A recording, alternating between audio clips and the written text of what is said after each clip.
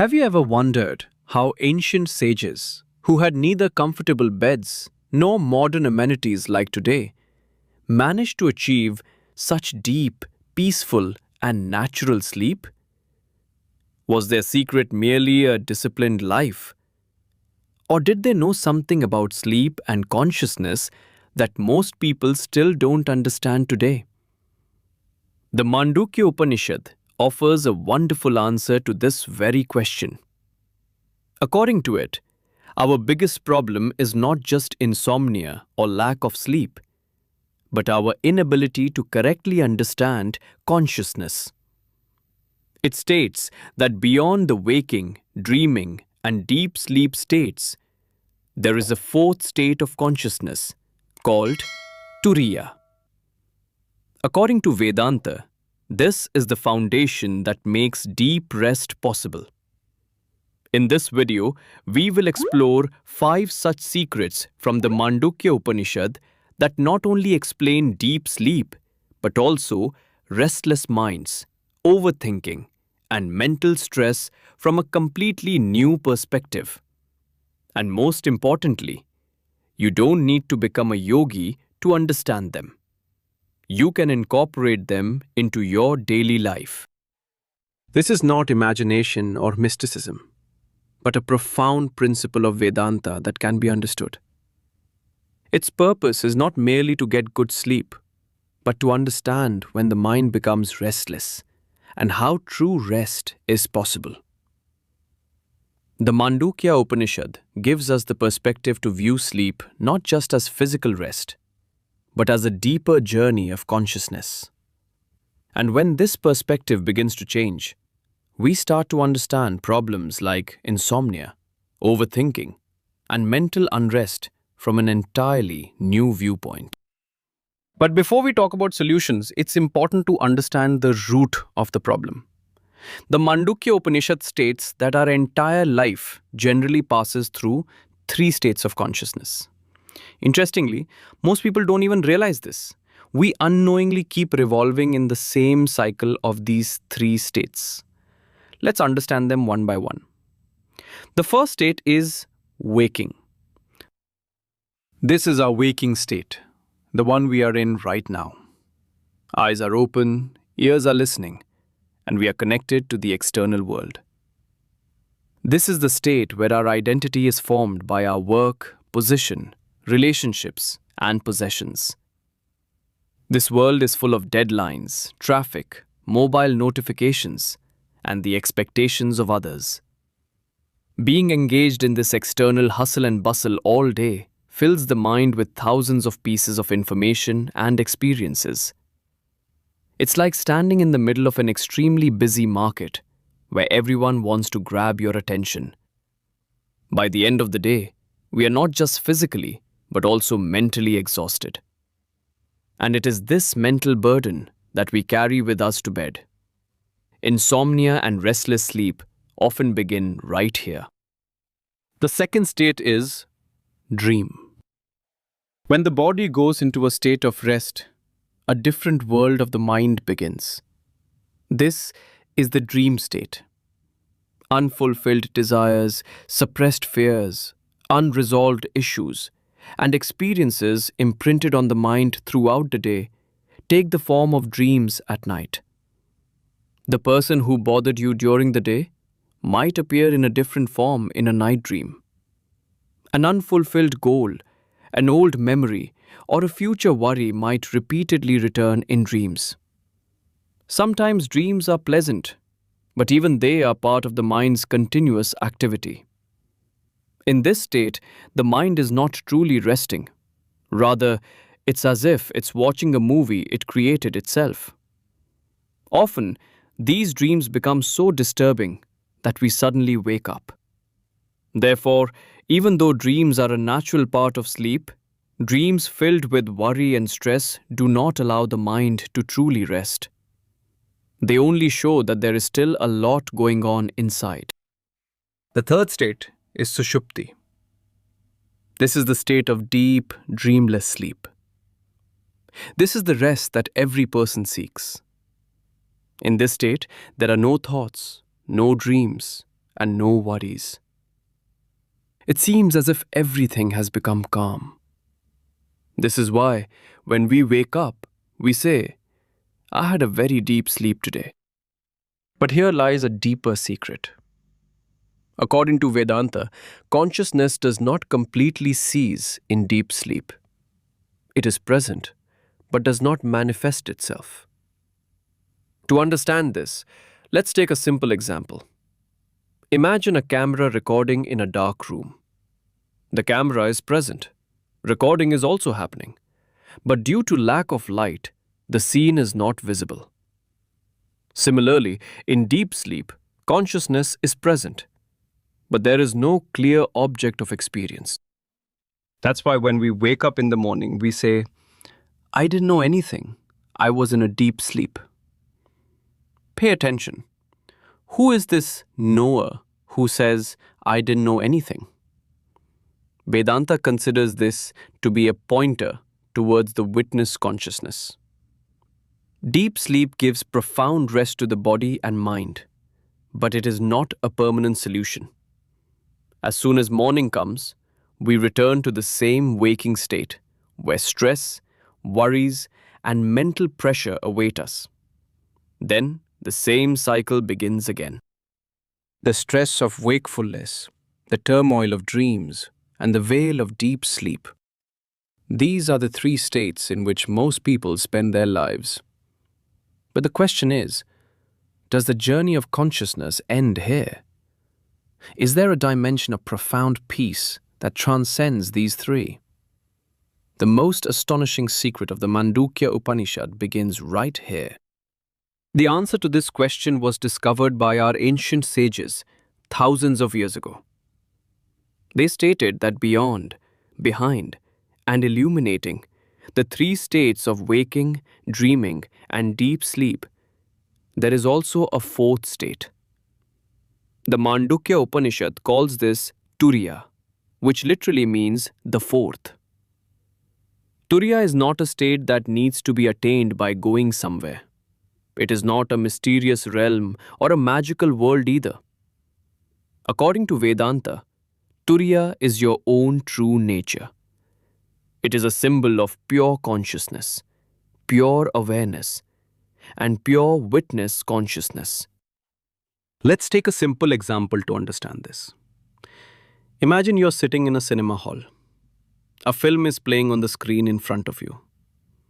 Sometimes there's an action scene, sometimes comedy, sometimes an emotional moment, and sometimes a scary scene. This film is like the waking and dream states. Then comes a time when the film ends and darkness fills the hall. This is like deep sleep, Sushupti. But in all three situations, one thing always remains, on which the entire scene unfolds. That is the cinema screen.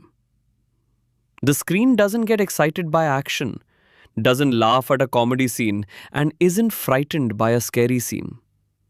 It remains calm, stable, and unchanged. Vedanta says that Turiya is exactly like that scream. It is your own pure consciousness. In the waking state, you experience the external world. In the dream state, you experience a world created within the mind. In deep sleep, the flow of experiences subsides. But Turiya remains the underlying reality of all three states. It is the ever-present witness that knows the waking state, knows the dream state, and even recognizes after deep sleep, I was in deep sleep. When you say, I had a strange dream last night, who is it that knows the dream? And when you say, I slept very deeply, who is it that recognizes that state of rest? According to Vedanta, it is this knower, the witnessing consciousness, to which these teachings point. Recognizing this witness is the first doorway to understanding Turiya. The problem is that we completely lose ourselves in the movie, forgetting the screen. We mistake our thoughts for ourselves. We become so intertwined with emotions, worries, and problems that we cannot see ourselves separate from them. This is why the body gets tired at night, but the mind does not find peace. A deep reason for insomnia, overthinking, and mental unrest is this very confusion of identity. Turiya does not mean falling asleep. It means becoming truly aware. It is the recognition of the witnessing consciousness that remains present behind every experience. As this awareness of the witness gradually becomes stronger, thoughts continue to arise, but they no longer carry you away. Worries may still appear, but they can no longer take hold of your entire consciousness. The turbulence of the mind begins to settle, and a profound inner balance gradually emerges. This is why Vedanta does not just talk about deep sleep, but about the inner peace that makes sleep natural. When the burden of the mind is light, rest is no longer an effort, but a spontaneous experience. Now the question is, how to develop this state of being a witness in one's life? How to observe oneself by stepping back a little from the mind's constant activity. For this, the rishis have suggested some simple and practical remedies that you can start adopting in your life from tonight itself. This knowledge is not merely a philosophical discussion. To incorporate it into life and to move towards that fourth state of consciousness, the rishis have described some simple and practical methods. These practices calm the mind and body, allowing a state of deep sleep and inner rest to develop spontaneously. First method, Tamo Praveshidi, practice of entering darkness. Our body has a biological clock that is linked to natural light and darkness. As darkness increases in the evening, the brain begins to produce a hormone called melatonin, which is commonly considered the hormone associated with sleep.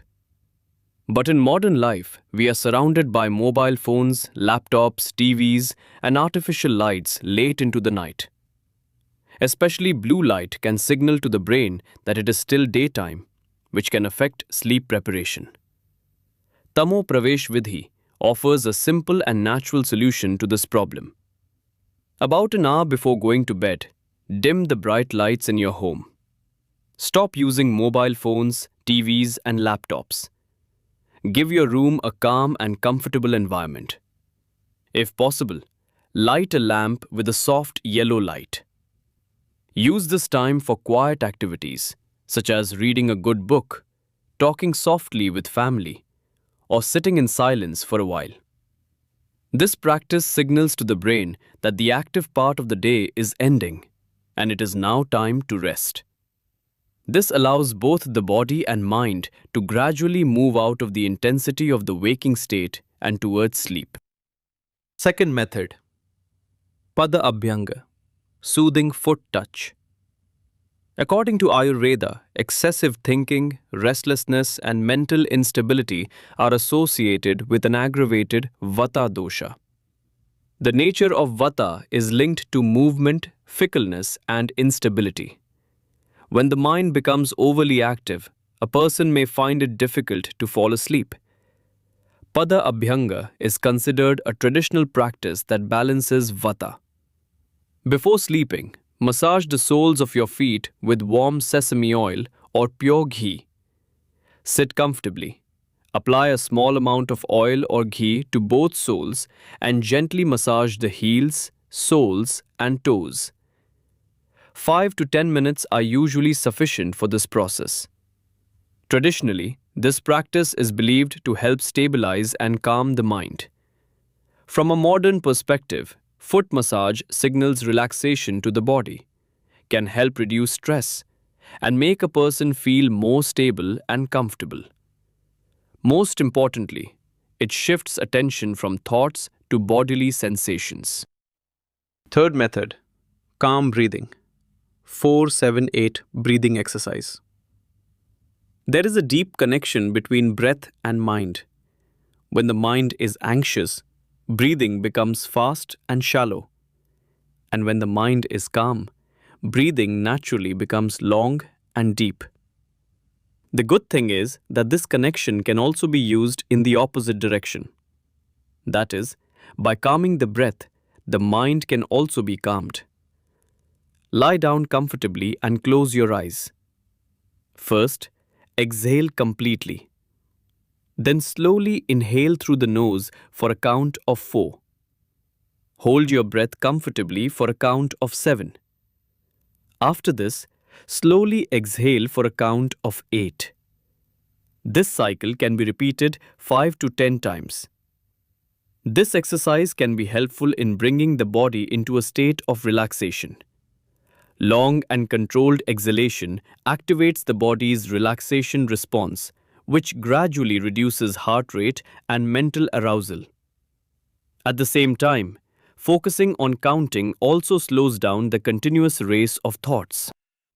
Fourth method, Sakshi Bhava, quiet observation of the day. This practice directly leads to the state of Sakshi Bhava, or the witness state of Turiya. The events, emotions, and experiences of the day leave their imprint on the mind. Often, these unresolved experiences return at night in the form of thoughts and restlessness. The practice of Sakshi Bhava is a simple way to lighten these mental impressions. What to do? Just before sleeping, for a few minutes, review the day's events in your mind like a film. How to do it? Sit or lie down comfortably in bed and close your eyes. Replay the entire day on your mind's screen, from waking up in the morning until this very moment. But remember one important thing. You must remain only a quiet observer, a witness. Do not get emotionally involved in any event again. Do not try to judge any person, situation, or experience as right or wrong. Just watch, as if you are watching someone else's story. Let the morning tea, the day's work, a discussion with someone, a stressful moment, or the evening's joy all come and go. Why do it? This practice gradually makes you realize that you are not just your stories, emotions, and experiences. You are the consciousness that is observing all of these. This begins to lighten the mental burden of the day's events. Accumulated stress and emotional impressions in the mind gradually calm down. It's like cleaning the mental dust of the day, so you can move towards deeper sleep with a calmer and more relaxed mind. These practices can help with problems like insomnia, mental restlessness, and disturbed sleep. But it is also important to understand that deep sleep is an important stop on this journey, not the final destination. The real purpose of this path is not just to get a good night's sleep, but to live more consciously during the day. When you practice the state of a witness every day, this very perspective gradually begins to appear in your waking state as well. You are able to observe your anger when stuck in traffic, without immediately getting carried away by it. You are able to recognize the reaction arising within you, even after hearing someone's criticism, without identifying yourself with it. Gradually, life begins to change. Circumstances remain the same, but the perspective of looking at them changes. Instead of being tossed up and down with the waves, you learn to be more calm and stable, like the depth of the ocean. In this context, the ancient tradition of Brahma Muhurta has also been given special importance. This time is generally considered to be about an hour and a half before sunrise. Traditionally, it is considered an auspicious time for peace, clarity, and self-reflection. When sleep quality improves, many people experience feeling more refreshed and are able to wake up relatively easily in the morning. At such times, the practice of meditation, prayer, or self reflection can further deepen the state of witnessing. Remember, these practices are not just ways to get better sleep, they are means to refine one's perspective on life. Deep sleep can be a pleasant outcome of this, but even more valuable is mental peace, inner balance, and a step towards understanding one's true nature. The message of Vedanta is not just about how to sleep well, but also about how to become more conscious, more peaceful, and more free while awake. And perhaps this is the knowledge that our great sages tried to explain through the fourth state of consciousness, Turiya. So, the secret of the fourth state of consciousness is not a complex puzzle that only yogis or saints can understand. According to Vedanta, it is a reality existing within you, merely waiting to be recognized. It is that calm center that remains stable amidst all circumstances of life. The noise of the waking state, the stir of dreams, and the veil of deep sleep. These are levels of experience, not your true nature. The Mandukya Upanishad hints to us that behind these, there is a witnessing consciousness present, which knows all these states. Tonight, don't just try to bring sleep. Tonight, try to calm your mind and recognize that inner witness. Choose one of these methods, whether it's the practice of Tamo Praveshidi, Abhyanga, calm breathing, or observing the witness state, and adopt it with full awareness. Then, tomorrow morning, reflect on your experience. Was your mind a little calmer than before? Did sleep feel more natural? Did you feel a lightness within? Please share your experience in the comments below. Your one comment could be an inspiration to someone who is currently struggling with insomnia, stress, or a restless mind. True peace is not in the cessation of thoughts, but in the ability to remain stable within, even while thoughts are present. This is the essence of Vedanta and the direction of the witness consciousness. If you enjoy such authentic teachings related to Upanishads, Vedanta knowledge, consciousness, Yoga Nidra, and self-discovery, then don't forget to subscribe to the channel.